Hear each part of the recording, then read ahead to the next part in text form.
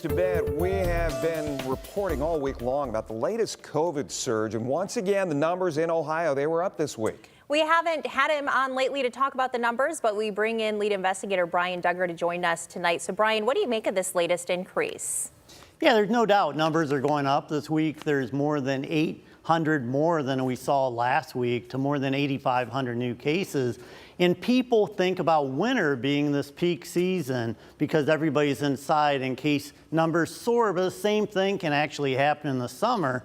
It's been so hot in parts of the country and even here that a lot of people go inside in the air conditioning, and that's where it can actually spread. And once it starts spreading, we know it's really hard to slow down. So unfortunately, it's not a big surprise that we are seeing these increases. All right, so we see the increase. Is there any indication that it could be slowing down at this point?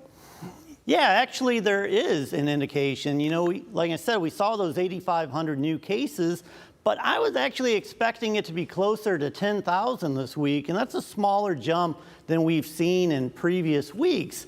And then I took a look at the latest wastewater data. Some people may not take a COVID test, so maybe they don't end up being one of these positive COVID cases, but they still shed that disease into wastewater. And you would expect to see huge increases in this waste, but we simply aren't seeing these big spikes in those numbers. In fact, they've been relatively level, so that's a good sign. And Brian, we're hearing that this latest variation isn't very severe.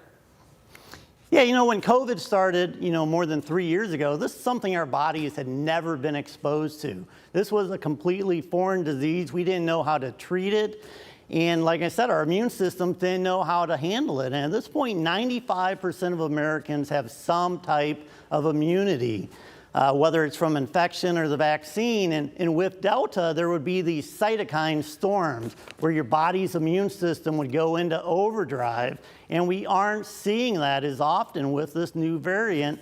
Plus, Paxlovid's a drug that's really effective in preventing serious illness once you come down with COVID, along with the booster shot, which should be available next week or the week after that. So this simply is not a death sentence. And in many cases right now, it's not even a severe illness. So be aware, practice good hygiene, but don't panic. All right, Brian Duggar reporting live for us here this afternoon with the latest numbers. We appreciate it.